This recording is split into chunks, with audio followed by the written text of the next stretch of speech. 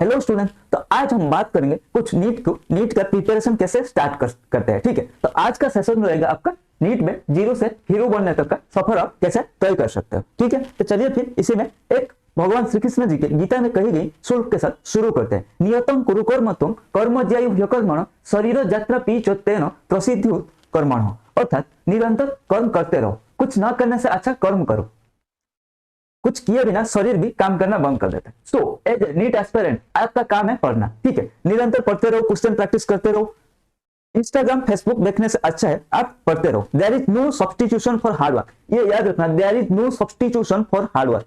ठीक है, so do your hard work as much as you can, तब जाके आपको सक्सेस मिलेगा, मतलब नीट में आपका क्वालिफाई होगा एंड आपका सपने पूरे होगा। ठीक है, तो चलिए इसी के साथ आज का प्रिपरेशन स्ट्रैटेजी बात कर लेते हैं। देखो, मैंने कुछ 6 पॉइंट आपके लिए 6 पॉइंट यहां लिखा। पहले go through the NEET syllabus. ठीक है, दूसरा पॉइंट है क्रिएट ए टाइम टेबल। तीसरा है find out which subject needs more time according to you. ठीक है, इसका कोई मतलब ऐसे आइडियल रूल नहीं है। ठीक है, एक पॉइंट को अच्छे से फिर से समझेंगे। ठीक है, जैसे केमिस्ट्री समझते हैं। ठीक है, read NCERT and your coaching material, make notes while reading according to you. ठीक है, solve previous year question paper at least 10 years. ठीक है, तो फिर एक एक पॉइंट को अच्छे से समझते हैं क्या क्या है ये। पहले go through the NEET syllabus. ठीक है, देखो नीट में आपका एक होता है chemistry, physics and biology, right.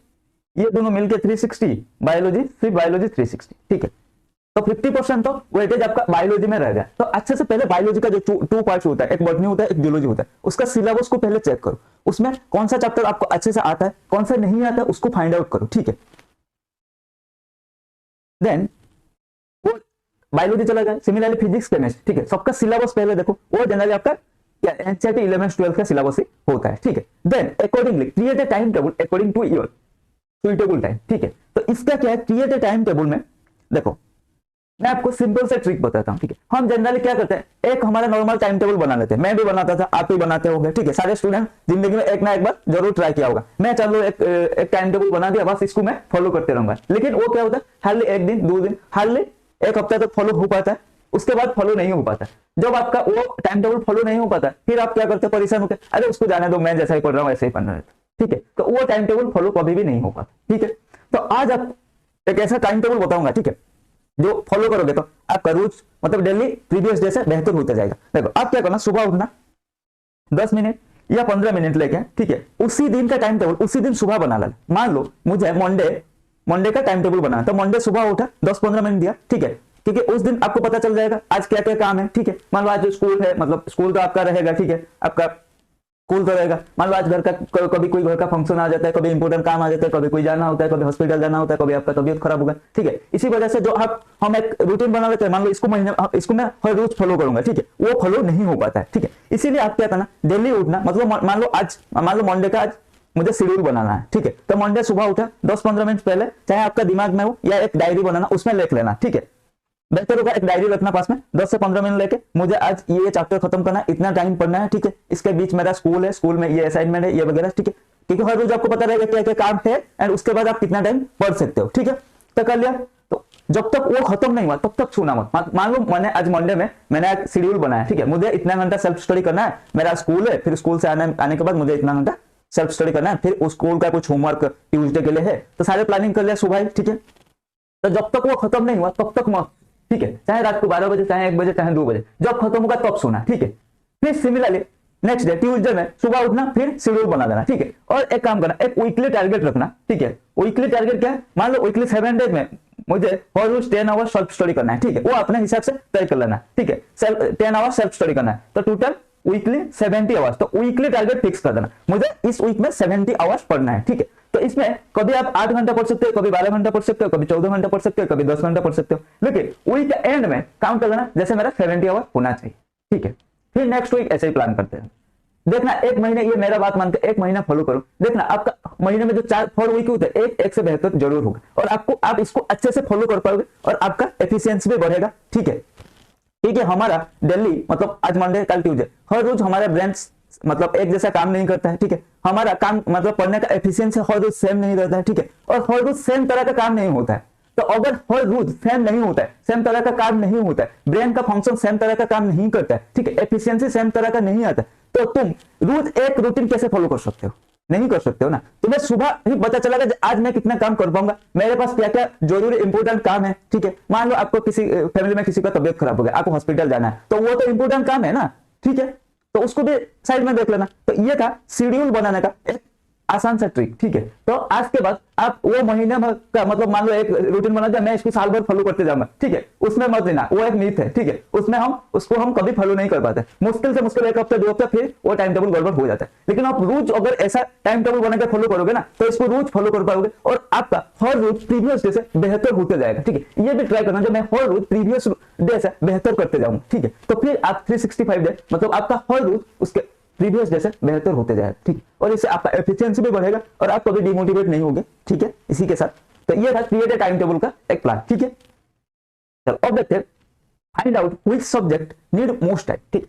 ये सबका इंडिविजुअल डिफरेंस होता है, इसका कुछ आइडियल रोल है। मान लो किसी का बायोलॉजी बहुत अच्छा होता है, ठीक, मतलब वो बायोलॉजी में जीनियस है, उसको बायोलॉजी पढ़ने में मजा आता है, उसका बायोलॉजी में सारे आपका बायोलॉजी में जनरली क्या होता है, बायोलॉजी में मोर थ्योरी होता है, मेमोराइज करने का चीज होता है, ठीक है, साइंटिफिक नेम वगैरह कुछ क्या क्या होता है, ठीक है, scientific name, diagram, definition, concept, ये सारे याद करना पड़ता है, ठीक है। मान लो बायोलॉजी में कोई बच्चा बायोलॉजी में प्रो है लेकिन फिजिक्स में थोड़ा वीक है या केमिस्ट्री में मीडियम है, तो उसको बायोलॉजी में, ठीक है, मान लो 8 घंटा वो पढ़ रहा है, ठीक है, उसको बायोलॉजी में 4 घंटा, बायोलॉजी में 3 घंटा दो, ठीक है, क्योंकि वो बायोलॉजी में प्रो है। बाकी फिजिक्स एंड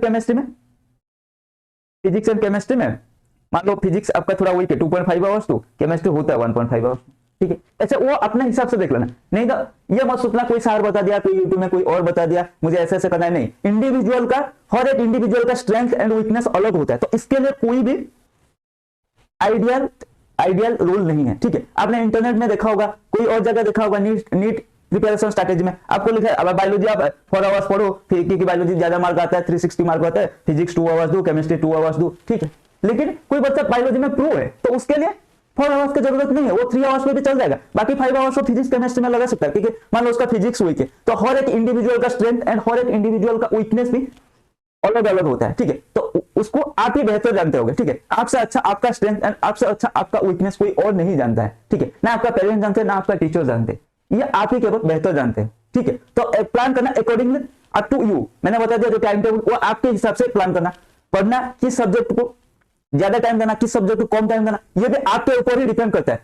वो इंटरनेट दुनिया में मत जियो, इंटरनेट में लिखा होता है, बहुत सारे साइड होता है, इसको इतना टाइम दो, इसको इतना टाइम दो, इसको ऐसे पढ़ो, उसको ऐसे पढ़ो, नहीं, फॉरगेट अबाउट दैट। जो स्ट्रैटेजी आप खुद बनाओगे वो आप आपके स्ट्रेंथ के हिसाब से बनाओगे एंड आपका वीकनेस के हिसाब से बनाओगे। आपका वीकनेस आपका स्ट्रेंथ किसी और को क्या पता है, हर एक इंडिविजुअल यहाँ डिफरेंस होता है, ठीक है। तो इसके लिए जो नीट प्रिपरेशन स्ट्रैटेजी मैंने जो बोला था, इसका कोई भी हार्ड एंड फास्ट रूल नहीं है, ठीक है, इसका कोई भी आइडियल रूल नहीं है, ये बात हमेशा याद रखना। हर एक इंडिविजुअल का अपने अपने स्ट्रेंथ, अपने अपने वीकनेस होता है। सो मैंने जनरल गाइडलाइन बताया, इस पॉइंट को आप बस फॉलो करते हैं, ठीक है। तो इस पॉइंट के हिसाब से मान लो सिलेबस देखना, ठीक है, सिलेबस देख लिया, क्रिएट अ टाइम टेबल, वो आपके हिसाब से, मैं नहीं बताऊंगा इसको इतना टाइम पढ़ो, इसको इतना टाइम पढ़ो, सुबह इतना बजे उठो, रात को इतना बजे सो, इतना बजे खेलो, वो नहीं बताऊंगा, वो आप आपके हिसाब से, आपका स्ट्रेंथ, आपका वीकनेस, ठीक है, उस हिसाब से डिसाइड कर लेना। Similarly find out which subject needs more time, मैंने जनरली ये बता दूंगा आपको, नहीं बायोलॉजी 360 मार्क आ रहा है तो उसको ज्यादा पढ़ो, नहीं ऐसा नहीं बताऊंगा, ठीक है। वो जो भी ये बात जो भी जहां पर भी लिखा है उसको कभी भी फॉलो नहीं करना,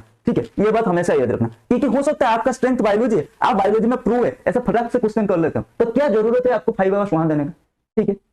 अगर बायोलॉजी वीक है तो फिर दे दो, ठीक है। तो मेरा कहने का सिंपल सा मतलब है बायोलॉजी, फिजिक्स, केमिस्ट्री, इन तीनों में से, ठीक है, अगर आप बायोलॉजी में वीक है उसको ज्यादा टाइम दो क्योंकि वो ज्यादा मार्क आ रहा है, ठीक है। फिजिक्स केमिस्ट्री, मान लो फिजिक्स में आपका बायोलॉजी फिजिक्स केमिस्ट्री, फिजिक्स बहुत ही अच्छा होता है तो उसको कम टाइम दो ना, केमिस्ट्री एंड बायोलॉजी में ज्यादा टाइम दो, ठीक है। कम टाइम दो तो ऐसा नहीं कि हाफ एन आवर पढ़ोगे, नहीं, टाइम दो, लेकिन इन दोनों को जो वीक सब्जेक्ट है उसको ज्यादा टाइम दो, देन उसके बाद जो सब्जेक्ट है उसको दो, देन उसके बाद जो सब्जेक्ट है उसको दो। मान लो आपका बायोलॉजी बहुत अच्छा होता है, केमिस्ट्री ठीक ठाक होता है, मतलब इतना भी बुरा नहीं हुआ केमिस्ट्री में और इतना भी अच्छा नहीं हुआ, मतलब ठीक है, और फिजिक्स में थोड़ा आप वीक, ठीक है।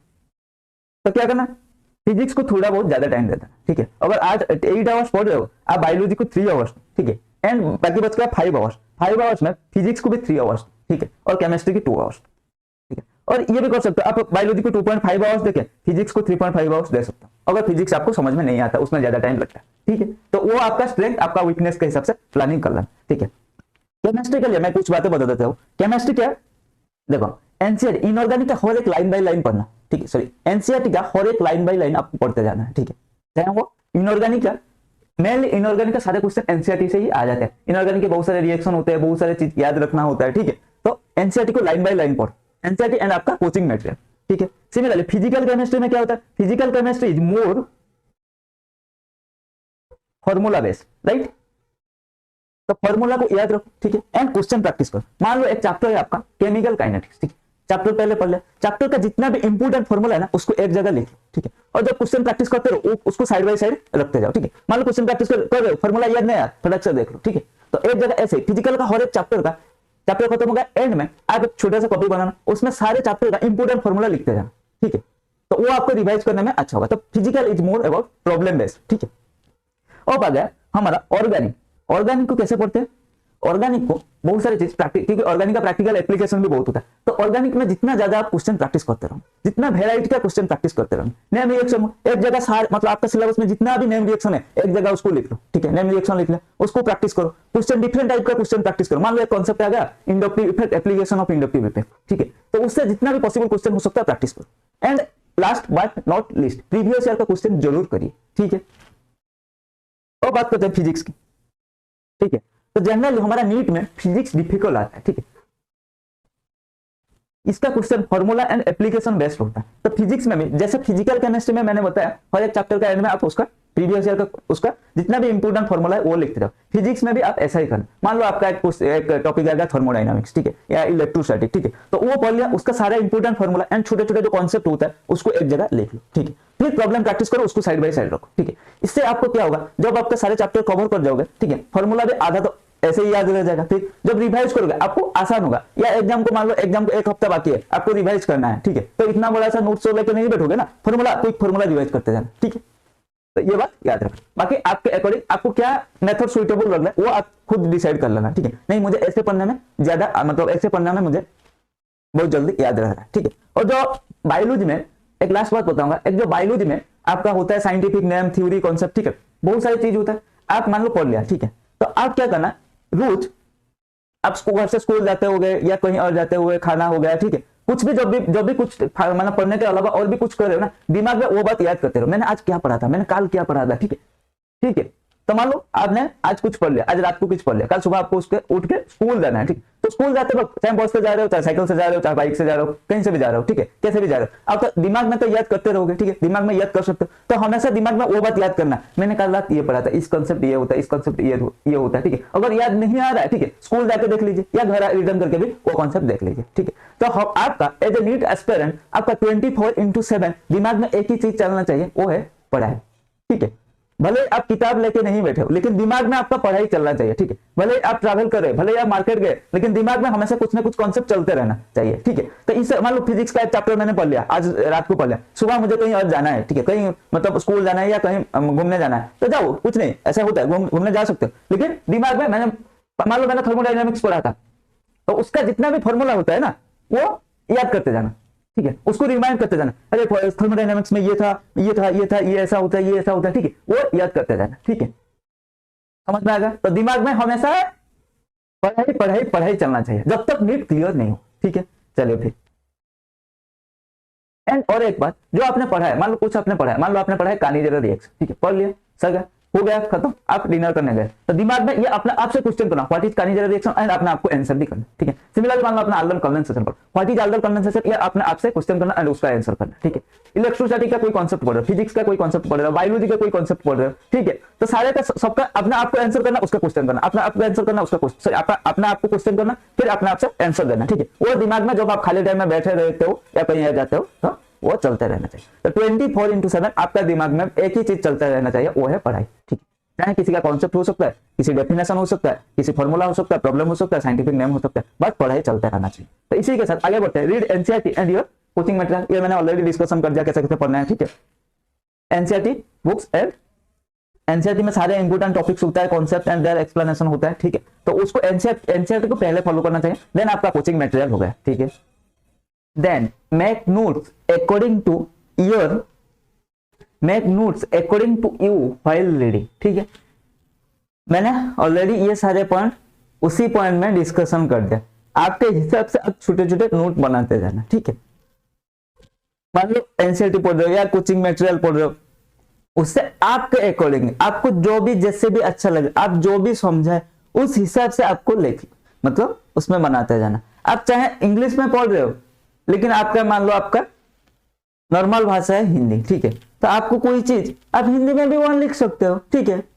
मान लो एक आ गया क्या आएगा, आयनाइजेशन एनर्जी, ठीक है, उसका मतलब है एक न्यूट्रल गैसियस आटम से इलेक्ट्रॉन निकलने के लिए जितना एनर्जी जरूरत होता है, ठीक है, तो आप इसे भी ऐसे लिख सकते हो, ठीक है। तो वो नोट्स आपके अकॉर्डिंग प्रिपेयर करना, ठीक है।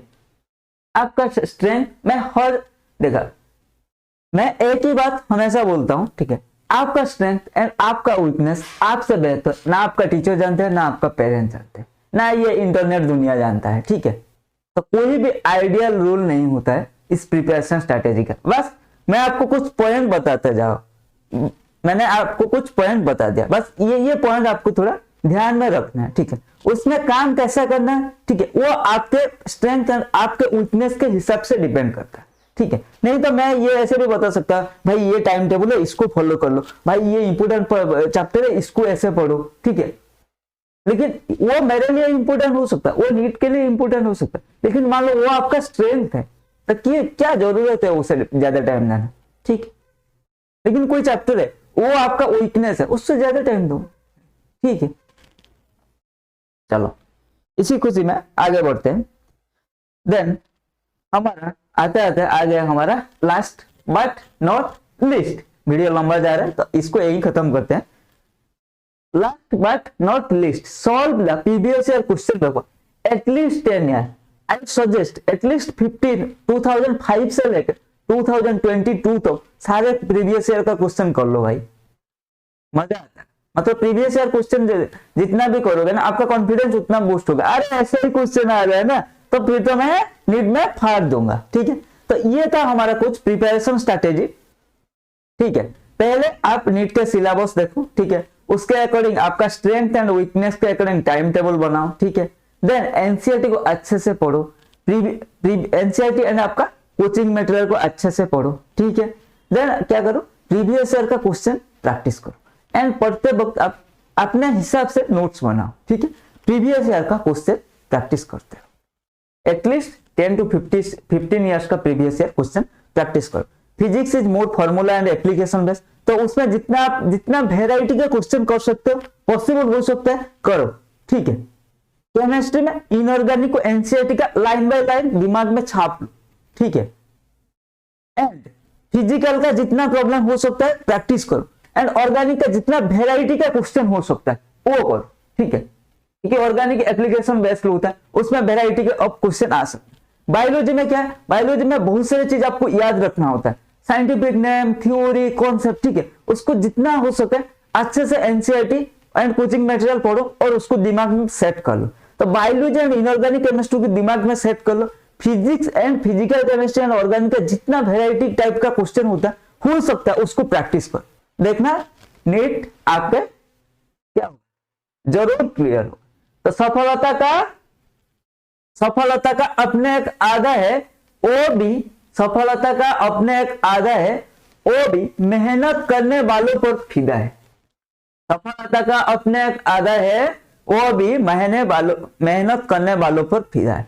There is no substitution for hard work, hard work always pays off, ये याद रखना, ठीक है। तो इसी के साथ आज का जो प्रिपरेशन स्ट्रैटेजी था टीचर्स डे के इस अवसर पर यही खत्म करता हूं। चलिए फिर प्रिपरेशन अच्छे से करिए।